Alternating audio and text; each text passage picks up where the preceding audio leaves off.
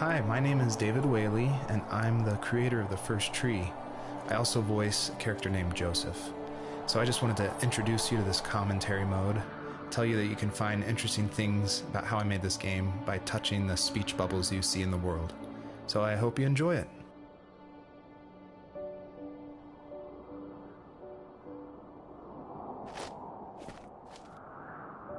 Are you awake? I thought I heard you get up. Yeah, I'm awake. Sorry, I just can't sleep. Are you thinking about him? Yeah, a bit. Usually get back to sleep, my love. I'm fine. No, it's okay. What else is on your mind? I don't know. It seems weird, but I had one of the most vivid dreams of my life. I saw a fox on a snowy mountain, just looking confused and worried. Those eyes. I can't get those eyes out of my head. She was running in the windy snow, looking for something. Do you think it has to do with you and what's been going on? I don't know. It was just a dream, Rachel. They're not meant to make sense. A lot's happened the past couple days, that's all. Well, if you're not going to sleep anyway, you should tell me. I want to hear. All right. I'll try not to spoil too much since a lot of this game ties into the very last act, which is the epilogue, I call it. But you'll notice there's lots of items around, and that's kind of what the first tree is about, is like exploring this land and trying to figure out why they're there, what they were used for, and it's kind of explained that this is a dream for Joseph, but it's something different, and it's not supposed to be like your average dream. It's supposed to be something a little deeper. So pay attention to all the items that are around and try to figure out how they tie into the story.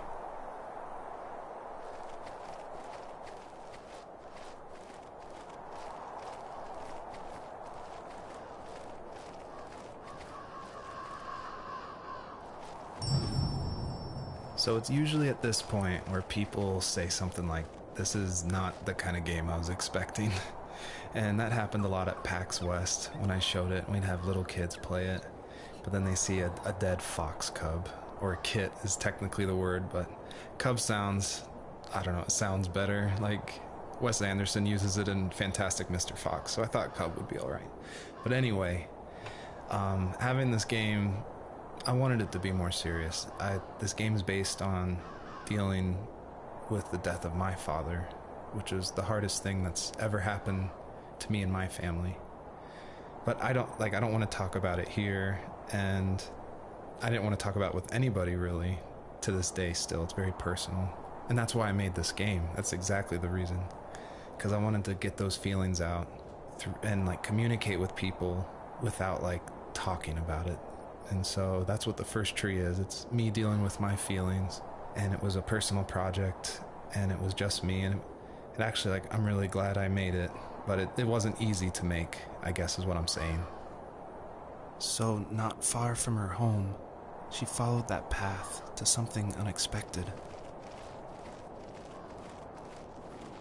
She couldn't stay, though.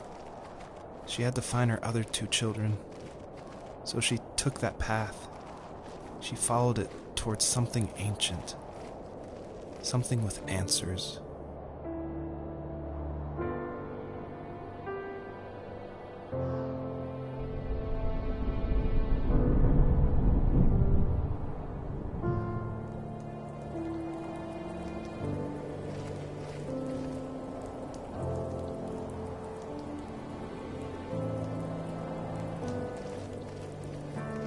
The fox looked high and low, searching for any sign of her cubs. Points of light showed the way to this ancient tree. It was as if each one had a story to tell, all their own. The land was trying to tell my story, too. I felt like I was right behind her the whole time.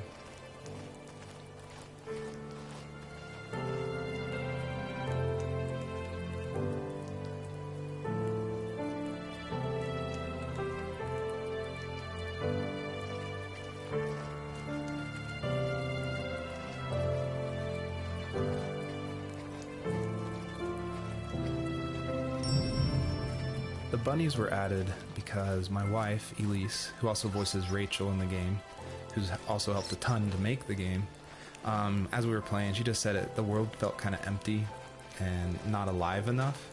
So I knew we needed to add some kind of life, and so the bunnies was like the first idea that came to mind. And like most of the game, I used like publicly available assets to speed up production because I was working full-time along with making this game, and we just had our first baby, a little girl named Evelyn. So I was messing with this asset called Herd Sim, and at one point, like the generation script that creates variations of the sizes of the bunny. One time I got out of control and it made like this monster bunny that towered over everybody. And I shared that GIF on Imager and Reddit, and that was a huge hit. It helped definitely gain an audience for this game.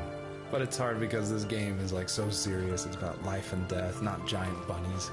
But I knew I needed something, like a shout out to that, because it was pretty fun.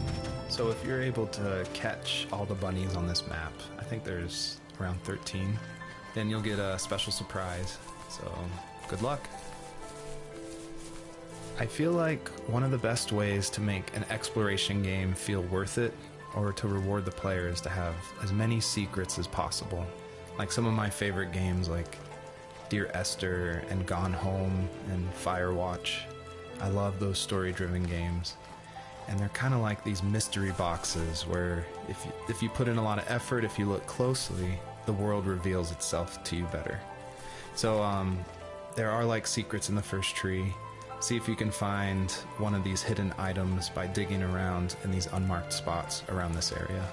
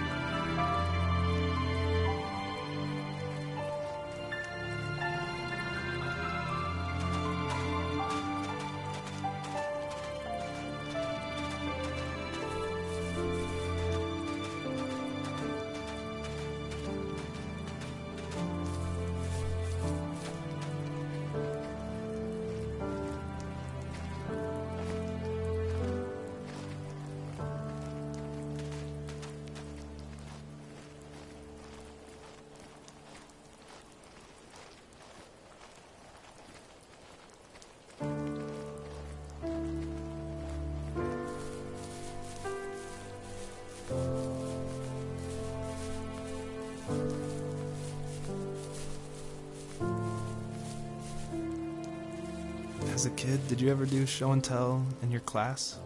Yeah, I think I only did it once, when I was in the 4th grade. You know how my life was around then. I wanted to show my class what helped pass the time and distracted me, so I brought a dozen paper cranes I had made. I think I told everyone how badly I wanted to be a bird and fly, embarrassingly enough. Don't be embarrassed. Every kid wants to fly. For me, it was another toy from my dad, a wooden boat. I remember guarding it so carefully in my hands as I walked into class. When I sat down, a group of boys immediately made fun of it. They asked which trash can I found it in, or why an ugly log was my favorite toy. When I got up, I didn't even want to tell them my dad had carved it. I said it was a joke gift my friends had given me. Kids can be so cruel. Some of them are. I shouldn't have let them get to me, but it did. It's amazing we bounced back at all.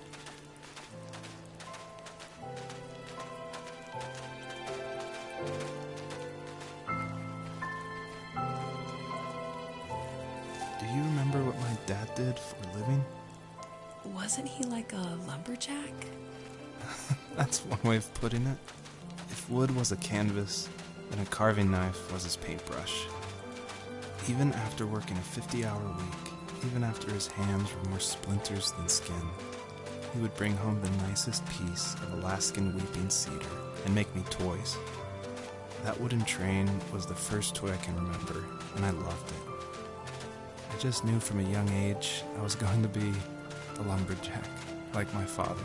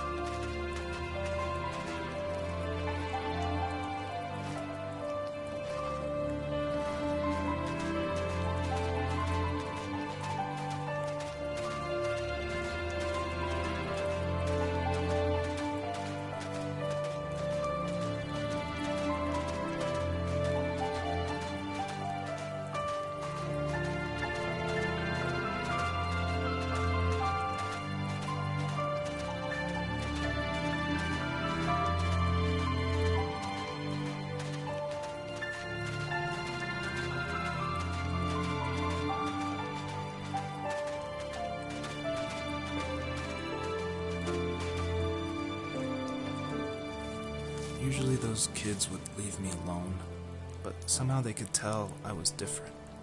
They made fun of how far away I lived. They called my dad a sourdough. I was a blabbermouth as a kid, telling my dad stories I made up for hours. But after that show and tell, I didn't tell him much anymore. He didn't know exactly what was wrong, but his best guess was that the toys he carved weren't cool enough. He carved me a tank and tried to tell me what it was like to be in a real tank as a serviceman. I didn't know your dad was in the military. Yeah, in the army. The sad thing is that I'd pretty much forgotten until just now. There's so much I still don't know about him. I'm sorry. He knows how much you love him. You're going to see him again soon and have some closure, I'm sure. A lot of people have gotten confused why Joseph's father is called a sourdough, and it's not stated outright at the beginning of the game, but Joseph and his dad, they grew up in Alaska. And I don't have a real connection to Alaska except through friends who lived there, and it was also the place that me and my dad were going to go right before he passed away. But I love the idea of Alaska being like this beautiful solitary place. But anyway, what that has to do with sourdough is it's an Alaskan slang term about like someone who lives in the backwoods, like a redneck in Alaska. So I thought that was just to put some authenticity into the game, I added that word.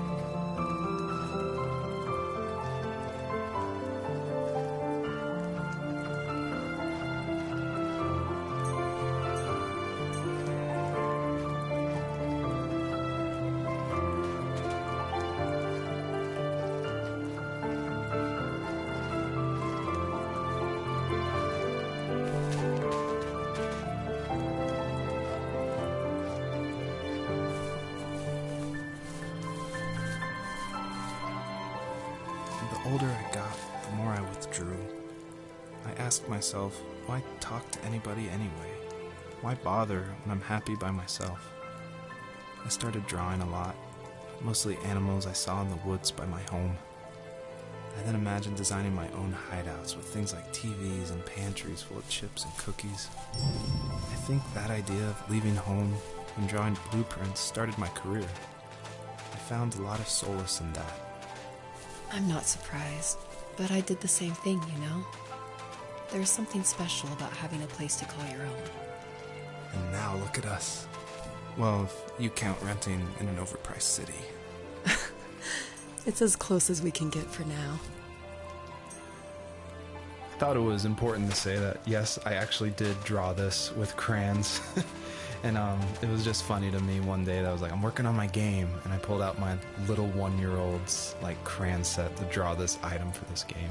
I just realized just now that I probably threw away the original. I probably should have kept it and given it away to somebody, but oh well.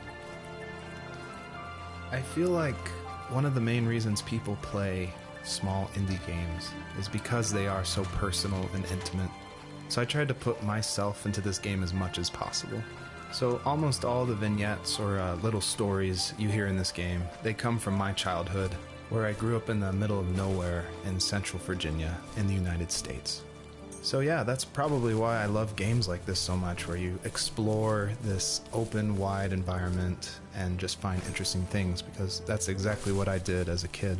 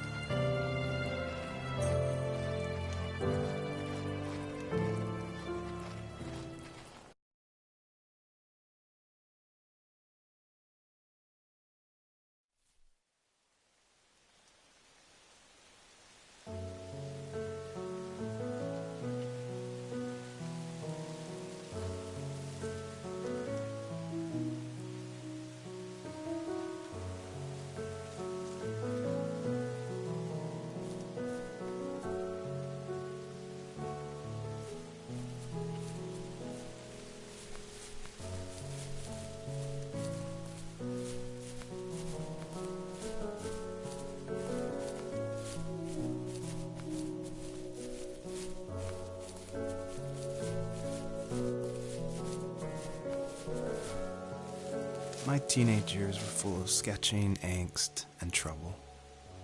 I wasn't popular or unpopular.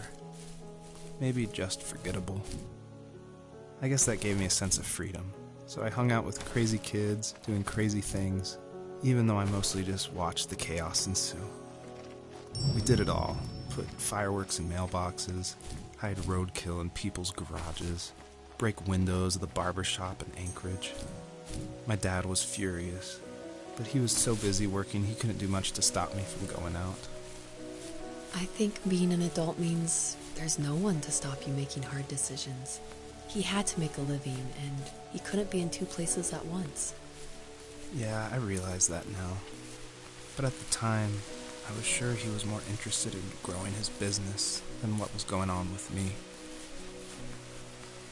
This is the level that I showed at PAX West, which was a crazy dream come true, that this hobby project was being shown next to all these amazing indie games. So I decided to show this level because it's smaller, there's like some jumping puzzles, and I thought it was a good entry into the game. But the one thing I can't seem to forget is right before we opened to the public, there was an indie dev superstar. Like, you've definitely heard of his games, and I was like terrified. He wanted to try it out. So I said, of course, like, please give me your feedback. And he was super nice, super talented, of course.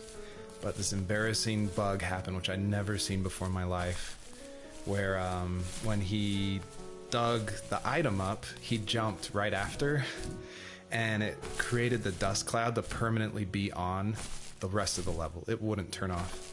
So it looked like this fart cloud following the fox as it just kept running with this beautiful music and serious voiceover. And it was horrible. I think about that every time I look at this level. But, you know, I was able to fix it, so I'm glad someone could at least find that bug. He was working another late night, and my friends were over, saying how bored they were and how they'd come all the way out to my house for nothing.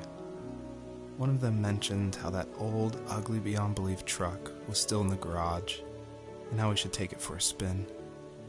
I was only 15, so I kind of fought it for a while. The next thing I knew, we were careening around the mountain path, rocks spitting onto the sides of the cliff, while my dad's cringeworthy bluegrass blared out the speakers. I drove while my friends were in the back of that yellow and purple truck, throwing beer bottles and trash at anything remotely interesting. Felt like I was soaring in the air with borrowed wings. But all good things have endings. A cop outside of Eagle River pulled us over after he saw us send a bottle rocket into someone's yard. What followed was a long night of talking to disappointed adults and feeling smaller than ever.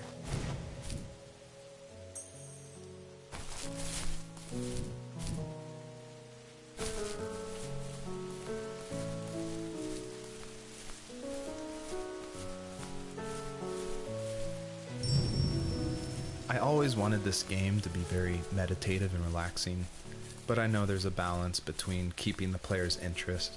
So I added this butterfly jumping mechanic just to like spice things up.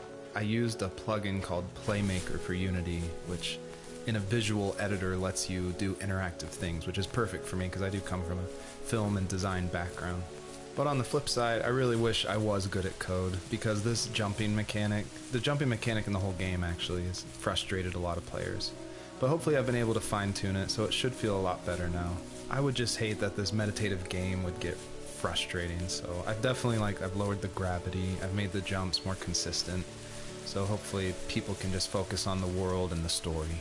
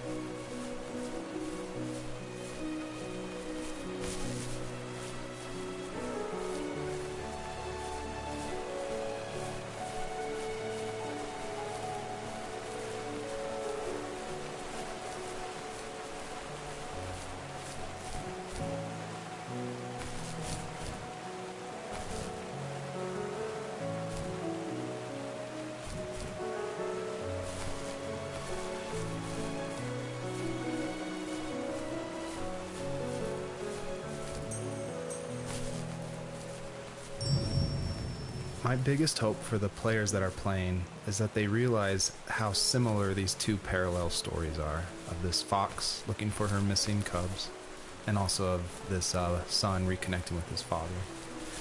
And so I try to add little touches in the voiceover and in the environment to help draw those parallels, even if they seem totally dissimilar. A big example is the truck, for instance, that Joseph grew up with. It's purple and yellow like the butterflies for this fox. So I tried to add as many touches like that throughout the story as possible.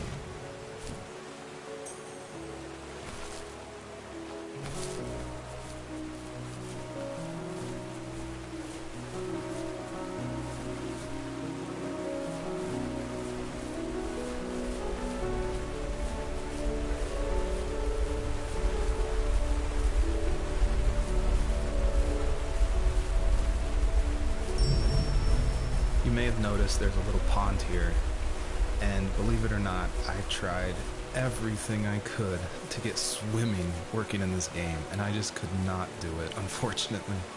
And so all the water in this game you can just stand in, which is, it still like bums me out, but the systems were not working, it was buggy.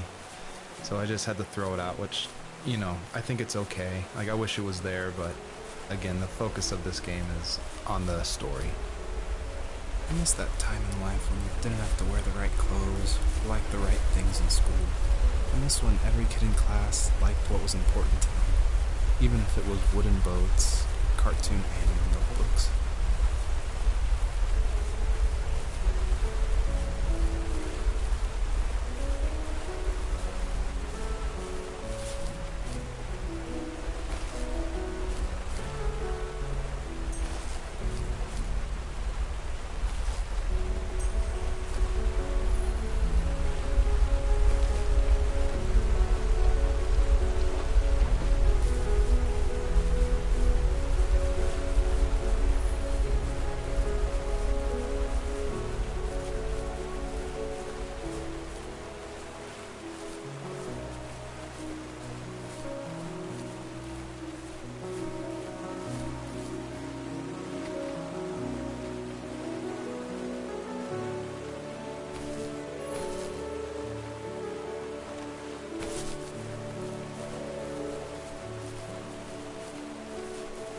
My friends would laugh about that night and talk about how crazy it was, and I laughed along, pretending it didn't bother me. But it did. I imagined my friends growing old in the bush, unable to find that thrill in those godforsaken ice fields. It's like those mountains were a literal wall, keeping me from leaving, where all I would have to look forward to are lumber yards and evening beers. I had to climb over. That was my only goal for a long time.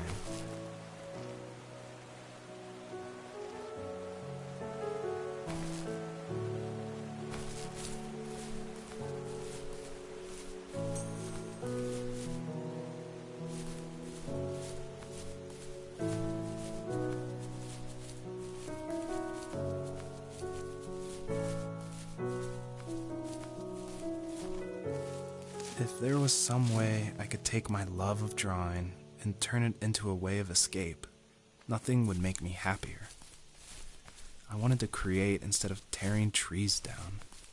I wanted to move to the lower 48, not because I hated it there in Alaska, but I hated the idea of it. It's like all of that spite inside me had created this monster which followed me around my whole teenage years. I put so much energy into doing what others didn't expect of me. Why did I do that? There's one fact you're forgetting, though. If you didn't have that fire in you, we probably would have never met. You're absolutely right. Maybe the destination is all that matters in the end. But then why am I awake? Why am I seeing this fox go on her journey? And why can't I stop thinking about my dad?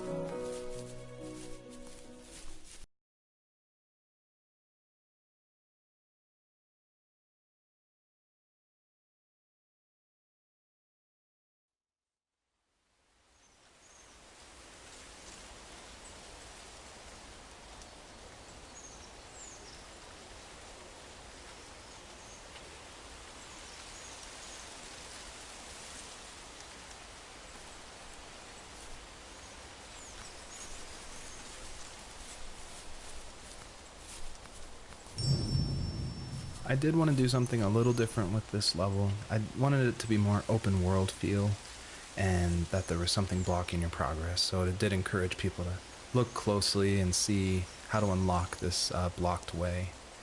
And I do like just walking around this level and listening to the beautiful music by Josh Kramer. His work really sets the mood for the whole game.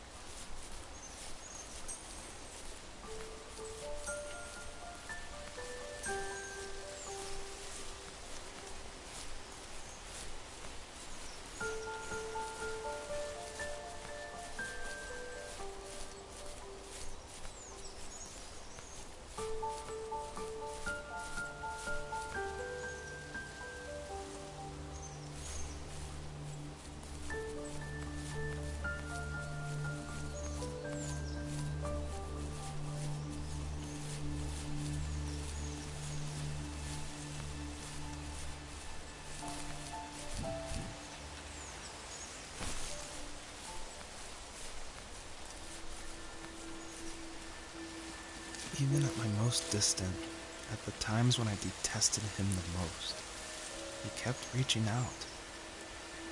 For a year straight, he asked me every week when we were going camping. I thought he was just dense. Eventually, to shut him up, I agreed. We carried out the worn lawn chairs from the garage and set up a cinder block campfire at the site we'd always used behind the house. We walked down the mountain path, talking in the warm sunshine we only got a couple months of the year. Those 3 obsidian rocks shimmered alongside the shore, almost like sparklers pressed against a dark window. I'll never forget that wet stone on my feet, or how those massive mountains looked even bigger in the lake's reflection. I felt small, but grateful.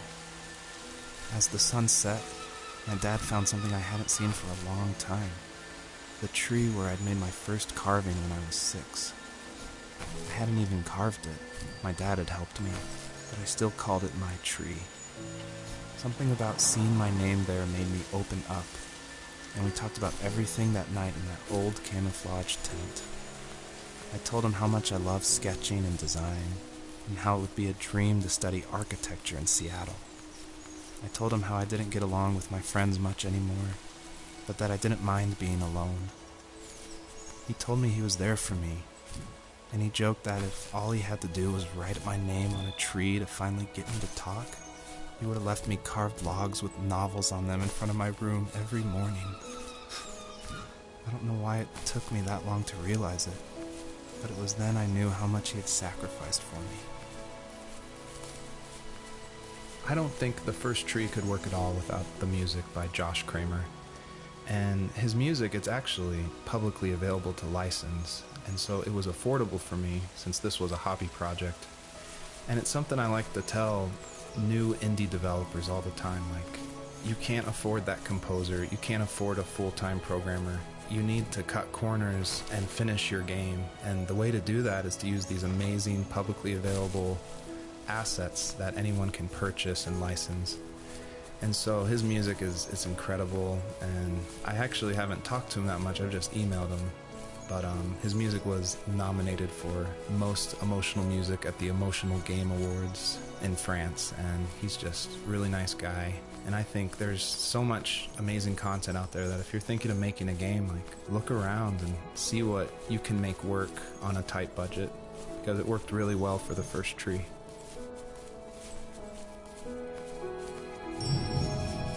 Almost all stories follow the same kind of structure, and it starts with an inciting event, and then there's rising action, and then there's a climax, and then there's falling action.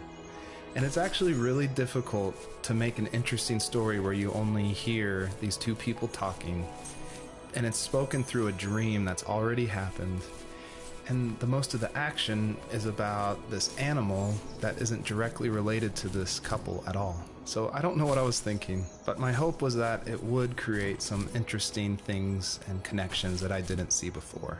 And that was kind of the whole exercise of making the first tree.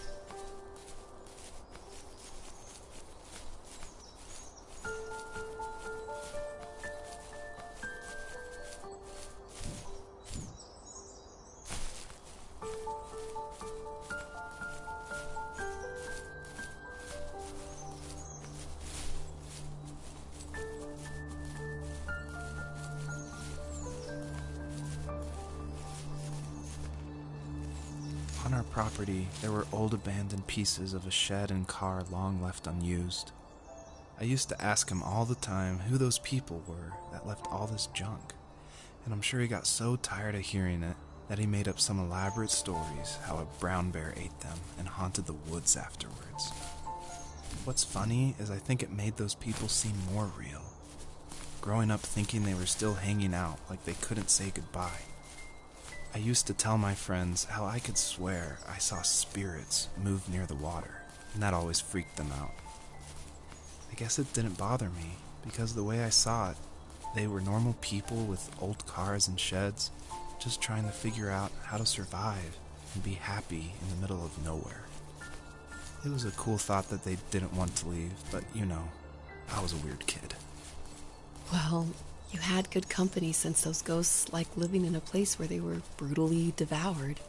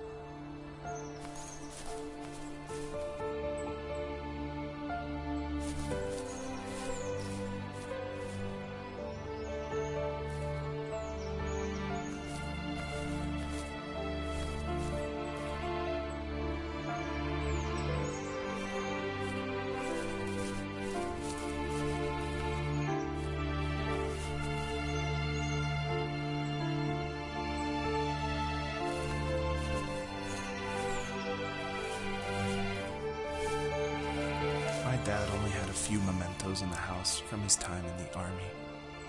One was an old photo of his platoon, and the other was a pair of framed certificates. I like to think he kept those things so he would always remember the people he served with, and remember he kept his honor. In his mind, every other memory wasn't necessary.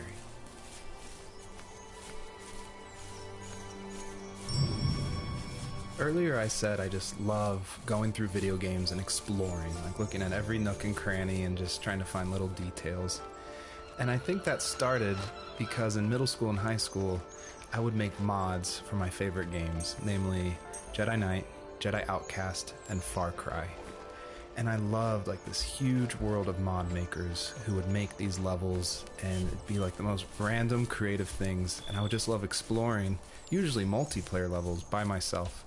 So even though I went to college for film, before that, like before high school, I was making video games and mods, and it was my favorite thing in the world. I made a ton of different levels. I made an abandoned space hotel with a dance floor and cafeteria. I made a haunted campground with cabins and tents.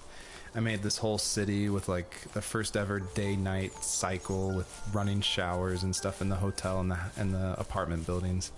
And I just loved making those mods, and I think that carries over to my game, The First Tree, and also the one before that, Home is Where One Starts, which is it's exploration. You're just looking around and appreciating the details.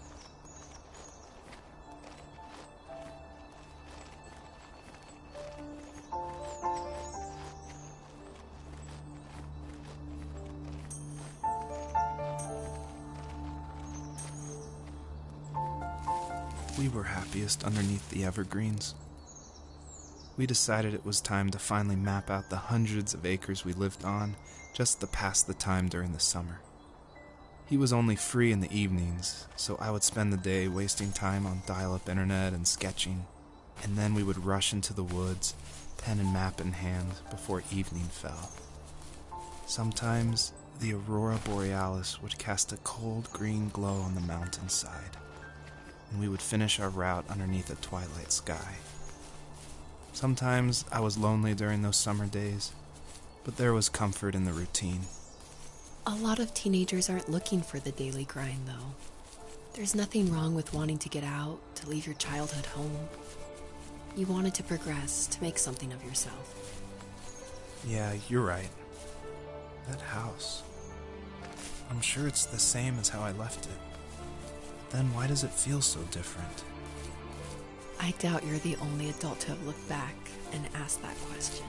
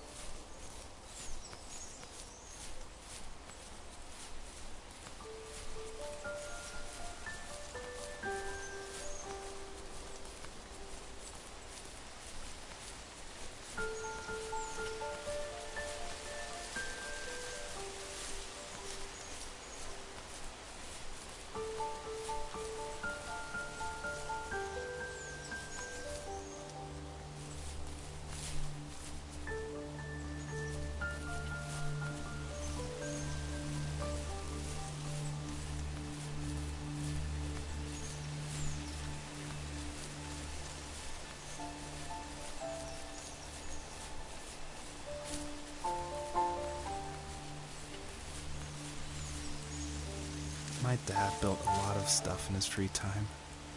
If he wasn't watching fly fishing or reading Tom Clancy novels, he was carving something. He made tons of birdhouses. Not that he was into bird watching, but I think he really missed working and adding on to the home. If he couldn't afford the time to build onto our own house, he would have to settle with watching birds move into their little homes.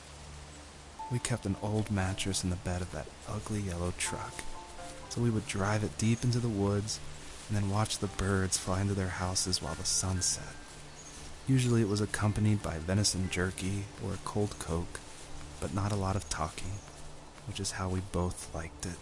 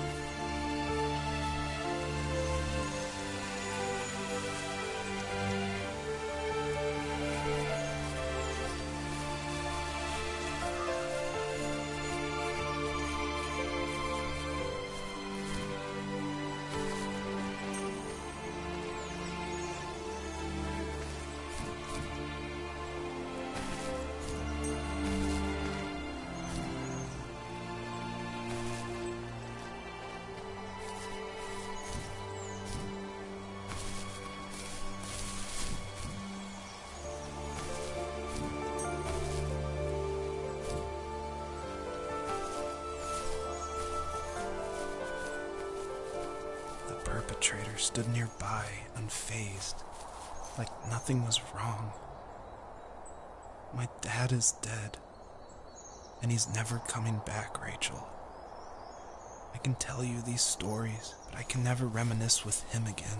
He can never hold a grandchild that we'll probably never be able to have. I can never talk to him again, and I'll never be able to say I'm sorry for everything.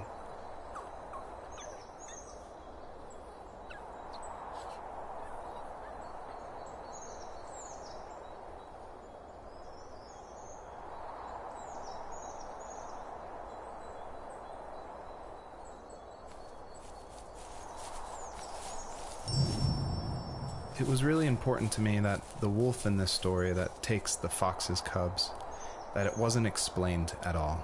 Like, it's just this entity that's in the background.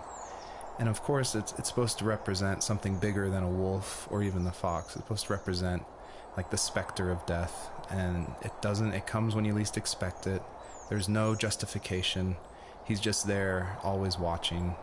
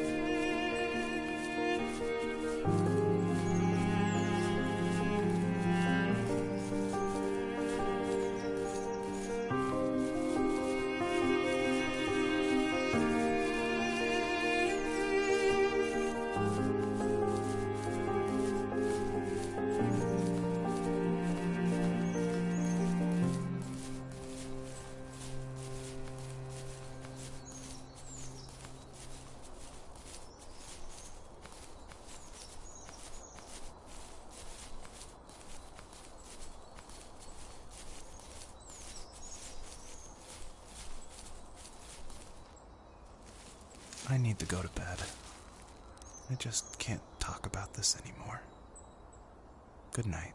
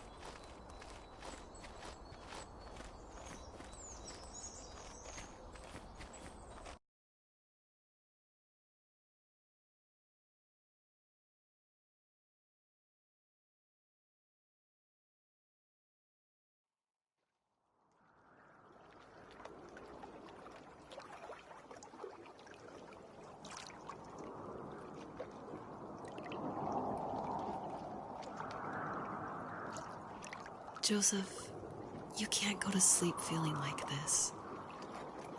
I'm sorry for everything, and I know you need space, but I'm here for you. You don't need to feel so lost. Joseph, have I ever told you what my mother was like?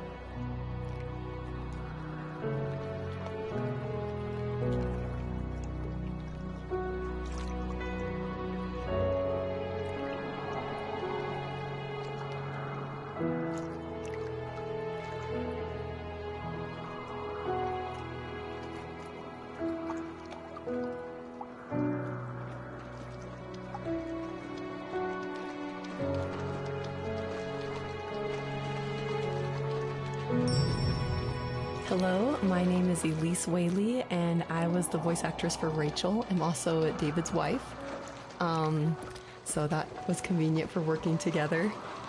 I was actually the voice actress for his first game, Home is Where One Starts, and I guess that I did a good enough job that David wanted me back, so I did the voice acting for this one as well. David definitely coached me through it because I'm pretty inexperienced when it comes to that. Home is Where One Starts was my first time ever doing voice acting of any kind. And we watched a lot of trailers of movies we liked to get the voice right of female leads who were talking in the trailer and try to mimic that and bring that into the game. So that had the right kind of feel and the right kind of atmosphere for the voice. My character actually is the same character from Home is Where One Starts. If you've played that game, you probably connected that together. And this is her probably about 15 years later, maybe 20 years later, in this game. I was happy to revisit the character of Rachel. We kind of leave her in an ambiguous spot in Home is Where One Starts. It definitely ends on a hopeful note, but there's not a lot of details. And in this game, you see that she's able to move on through a lot of her issues that she had from her abusive home and be able to start her own family and start a new cycle without that abuse, which I think is really inspiring. You know what it's like not to have a mom at home. And you know how hard that made my childhood. What helped me was watching the birds in the morning before the school bus came. I thought that my mother was one of those birds, and it made me want to be free like her. My mom taught me how to fold origami cranes while she was in the hospital.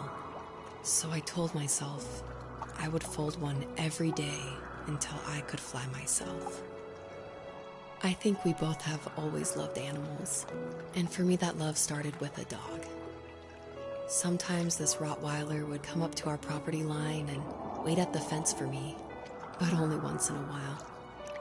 I was sure to check every day immediately after school, and it usually ended in disappointment. I would even steal money from my passed-out dad just so I could buy these off-brand dog biscuits. Even when she did stop by, she never went beyond the fence. Why was she so scared? So it's always interesting working with your spouse because, especially on a creative project, because they want your feedback, but it's something that's also dear to their heart, and they're dear to your heart, and you definitely don't want to hurt their feelings. So I was a little nervous when David asked me, he had finally finished writing the script, and he asked me to go over it and see what I thought. And I had minored in English. I majored in art, but I minored in English, so I felt like I had a little bit of experience. But I was definitely like a little scared because you don't want to be too harsh, but you also want to be honest. And it was the biggest relief when I read the script, and I was like, oh, good. My husband's a good writer. I don't have to change that much about this, just a few like grammatical things. And that was just like the biggest relief for me because it can be a tricky balance working with your spouse and making sure that that honesty is there, but also that love and the support is there as well. I think my dad was the opposite of your dad in almost every way, except he was in the military as well. He coped with alcohol of every kind. The trailer started falling apart, he got angry, and I withdrew. More and more I became the weird, quiet kid who made lots of origami birds and carried dog biscuits around. I think we were pretty similar when it came to being the weird kids.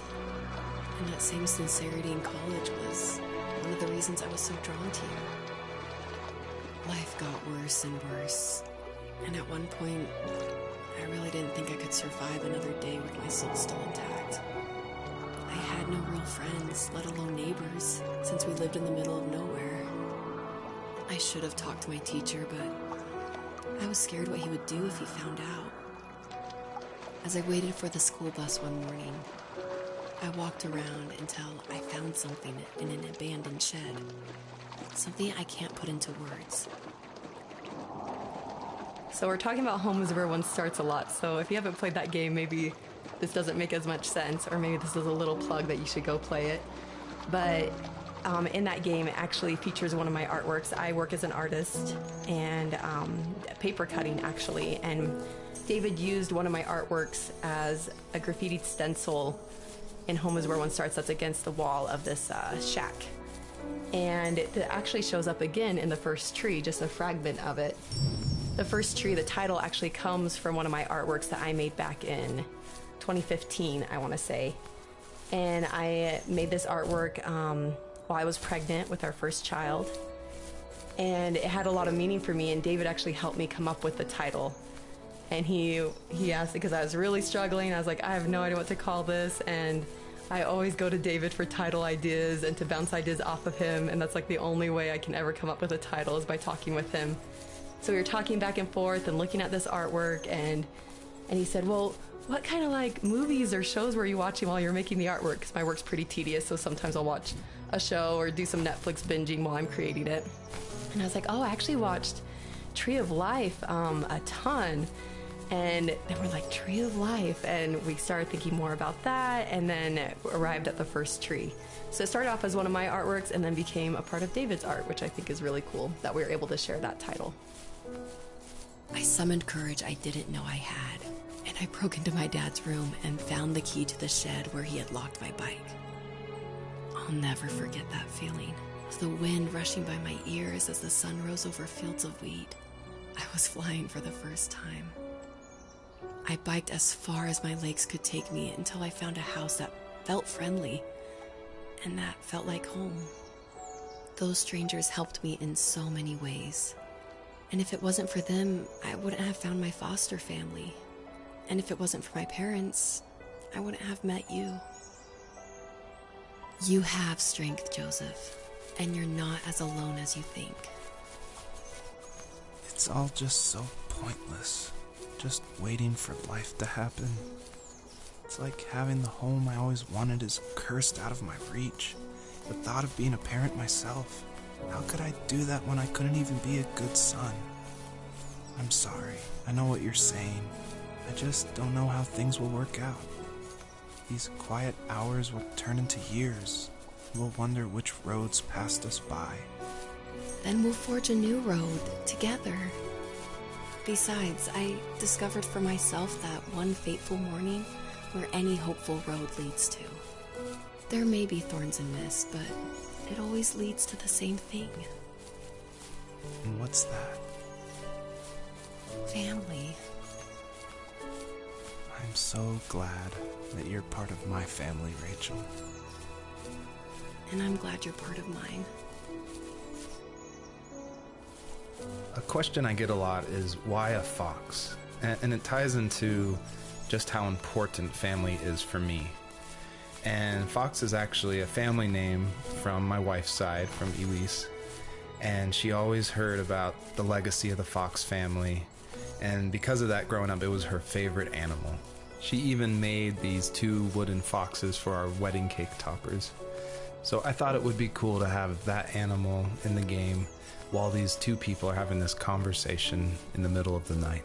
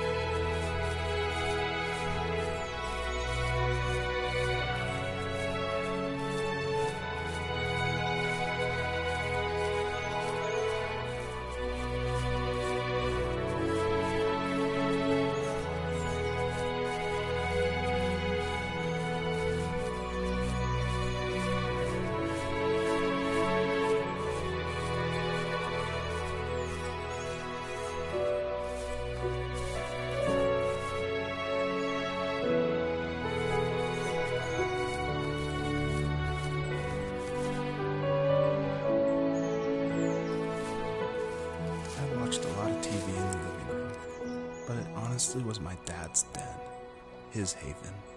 He hung sketches of animals on the walls, along with a pair of caribou antlers.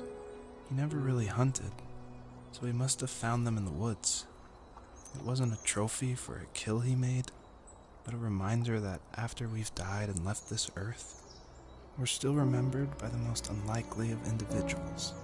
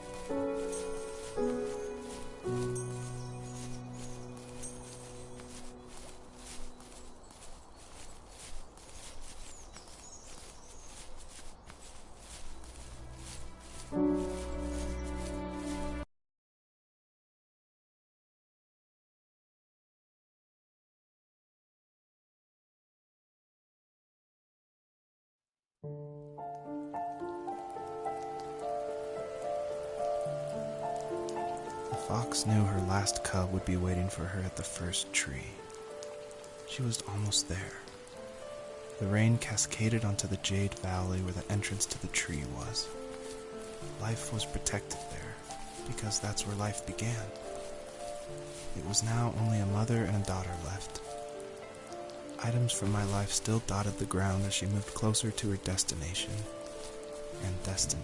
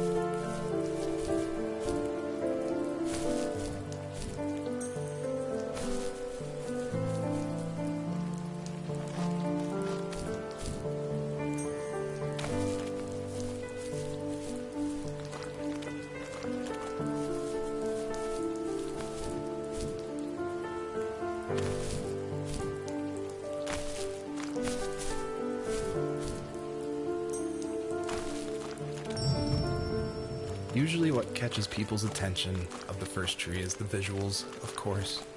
And I was inspired by a lot of people making these levels. The second level is inspired by just these beautiful autumn photos of a real forest. And this level, the Jade Valley, is inspired by the artwork of Heather Penn, who did the Overland games.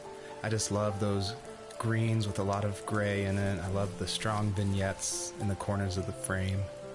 And of course, this environment pack was made by the very talented Swedish designer Mikael Gustafsson. And of course, his initial designs inspired me, and I was able to build off of that. And I'm really grateful that he allowed his environment pack to be made publicly available. At the end of high school, I felt something I hadn't felt in a long time. Drive. I looked into the best architecture schools on the West Coast, then got a dose of reality when looking at other students' portfolios and the high cost of tuition. I still wanted to be something, to be the next Alvaro Siza, and to make those thousands of sketches worth something in my grand history. But now even an internship sounds impossible. Siza helped me understand how essential emotion is in architecture. And he also said light is the real composer of space. I like to think these glints of light, like not finding a job, or even a strange dream about a fox, are something I should be thankful for, even if the illuminated space is something I'm less than comfortable with.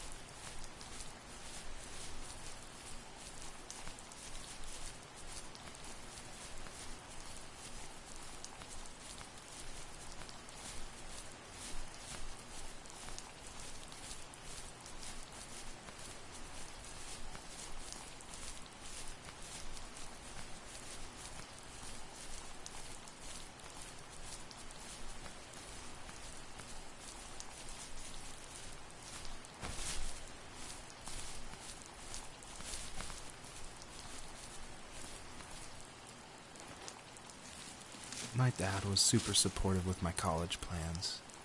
To a point. Things were okay until this terrible accident happened. I guess a forklift flipped over due to a bad axle, and it crushed one of the workers there. My dad didn't eat for days, even though he wasn't directly involved. It devastated him. Not only did it hurt the business, but it just freaked him out. He would talk in his sleep, muttering things about firing people and saying sorry. One fateful day he approached me, said that since my school search wasn't going well, I should finally be a man and take over the family business. He said one day he was going to die, and that all of his work, sacrifice, and even that man's life would be wasted in vain. I just lost it. Teenage me just exploded at the thought. I screwed up. I said things I shouldn't have. He was having a crisis, and I pretty much spit in his face. By now you've probably caught on to some of the themes I love to explore in these stories. And the big one is of this tree, the first tree on Earth. And a lot of people have asked me, what does that mean? Why a tree? And basically it boils down to this delicate balance between nature and its relationship with life and death. And I love these stories where they put like these microscopic relationships, like something of like a father and a son, and juxtapose it next to this epic story of like the creation of the universe and the first tree on Earth, and how they can be equally as important, because in my mind, like, my family is as important as like the creation of the Earth. And it reminds me of like some of the stories I love, like The Road by Cormac McCarthy, or The Tree of Life by Terrence Malick. Basically, I wanted to make sure the player felt that there was a higher power than themselves, and that there was something watching over them as they went through this story.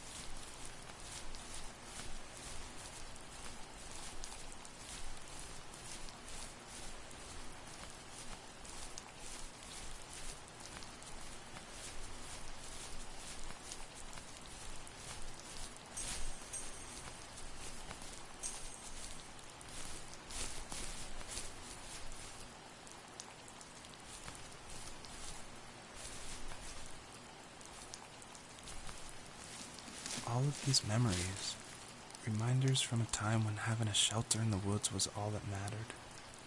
Now the house is a tomb, ready to be abandoned and taken by the elements. It's not a tomb yet, but it can always be a memorial if you let it.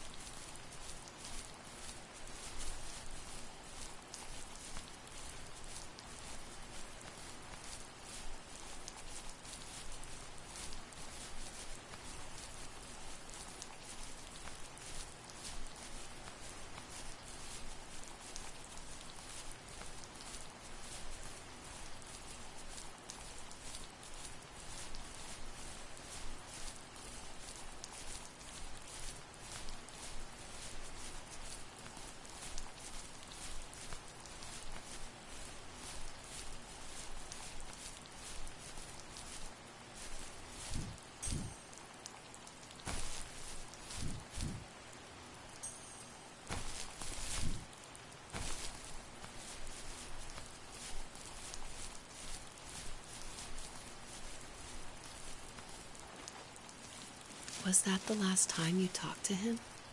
No, I called on holidays, and he would call on my birthday. I guess we acted like nothing ever happened, which was stupid. Didn't want to ask about his lumberyard, and I'm sure he didn't want to ask about my job search. I never went back and visited. I think the last conversation we had was about what movies we had seen and what exactly a best boy is in the credits. I thought he would be here so much longer.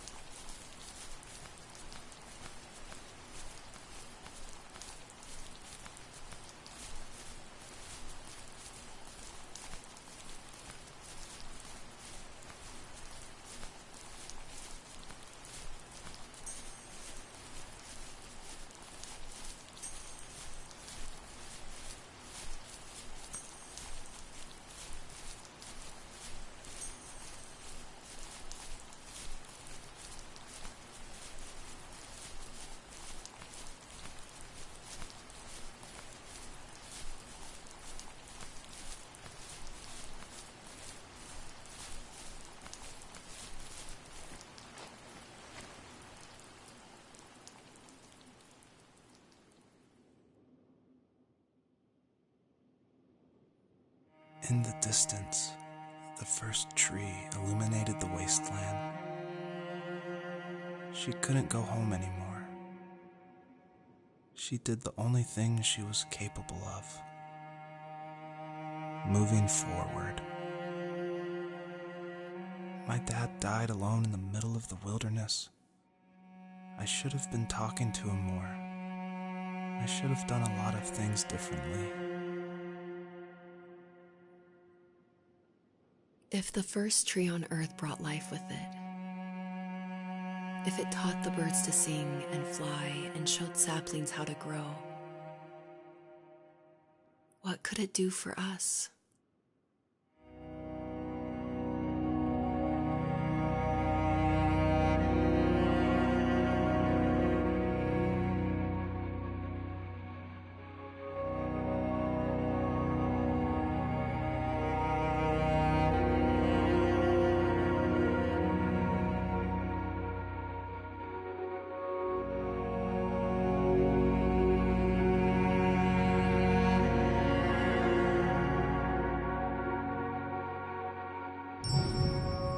Obviously, there's a really emotional part, but I'm going to talk through it anyway.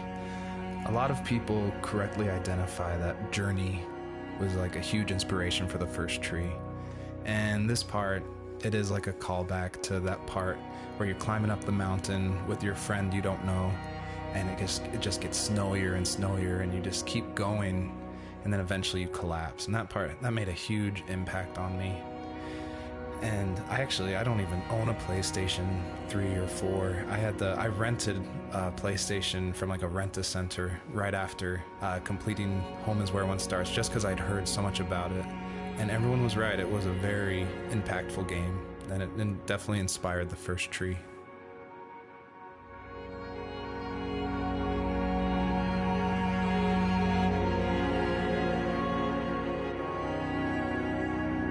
There was a letter I received yesterday from a name I didn't recognize, with a quote I can't stop thinking about. Death is not the opposite of life, but a part of it. More and more, I'm realizing one important truth. Each of us have our own journey to the first tree, but sometimes I'm not sure I'm ready to take that first step. You already have my love.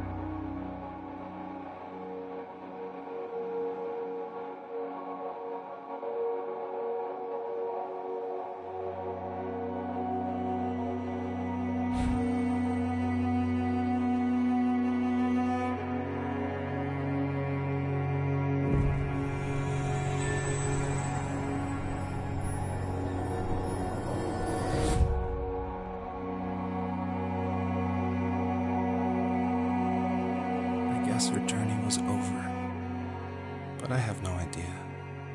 It was only a dream, a distraction from tomorrow. I don't think dreams normally bring back to memory so many important feelings. Maybe it was just a dream, but it was also a gift. Yeah, I suppose. But tomorrow we're getting on a plane to the last place on Earth I want to be. The only person that would have made the trip worth it is gone. You're going to see him and be with him one last time before you say goodbye. I have one last quote for you by Emerson. sealed in an imaginary letter from me to you. It is the secret of the world that all things subsist and do not die, but only retire a little from sight and afterward return again. Go to sleep, my love. We have a big day tomorrow, but I'll be there with you every step of the way. Thank you. Thanks for listening. Good night, Rachel.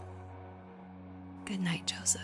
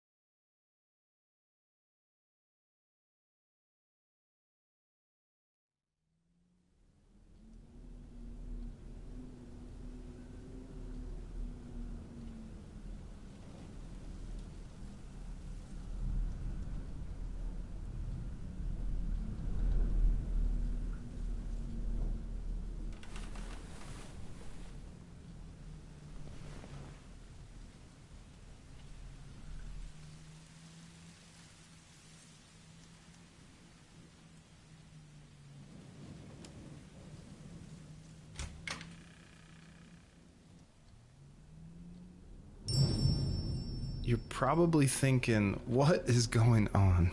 And that was definitely my intention for this epilogue part of the first tree. This is my favorite part. This is the part I'm most proud of. And it definitely, it's supposed to evoke this, what is going on? Where am I? I was not expecting this. When I was marketing and blogging about making the game, I never showed anyone this part. I never told anyone. I never shared screenshots.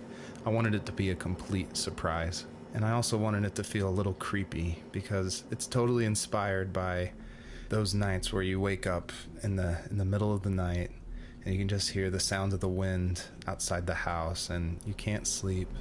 So you walk around in this twilight stupor.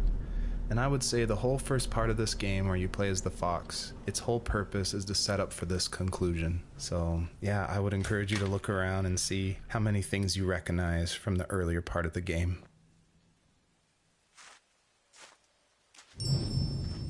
I tried hard to foreshadow this epilogue just because I wanted it to be a surprise, but I didn't want it to feel too out of place that it would be humorous. And so Joseph, earlier in the game, he would say things like, I felt like I was right behind the fox the whole time. In my mind, the camera perspective acts as a metaphor for who the player is, what they're seeing. If the camera represents Joseph, or just that video game trope of having the camera follow you. I guess the big question I wanted the player to ask themselves, is this a dream as well? And if so, does that even matter?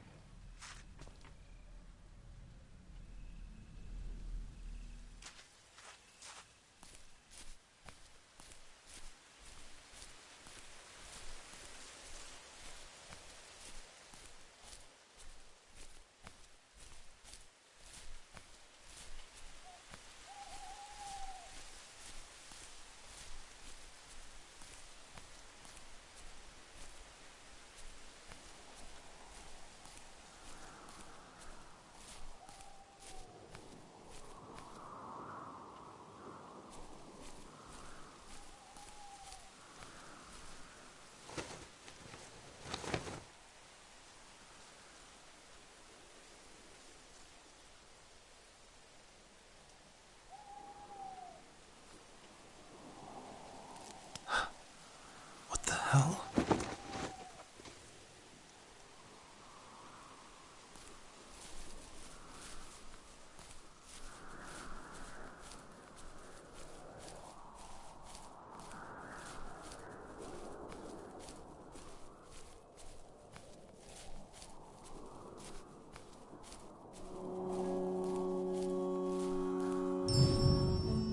I purposefully fade out the crosshair in the middle of the screen because I wanted it to be a direct callback to the camera following the fox in the first 5 levels of the first tree.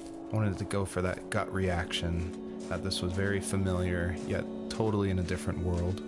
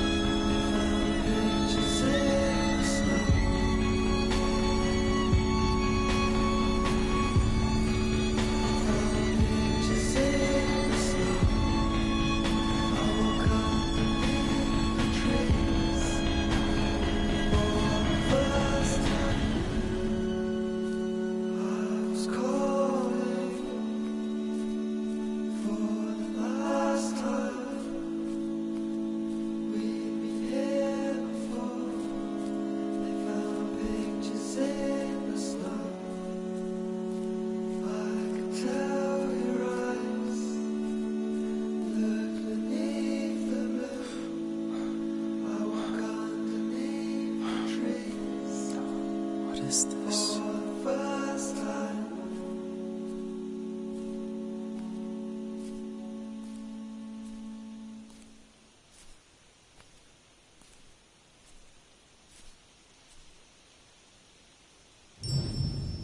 Thank you for making it to the end of my game, and I hope you enjoy the personalized message that is featured on the trunk of this tree. It's a message submitted by another player that's retrieved from a database, and it's retrieved at random. And I did this because I wanted people, even if they feel alone through trials of death, that there is a community, an invisible community supporting each other. So thanks for playing.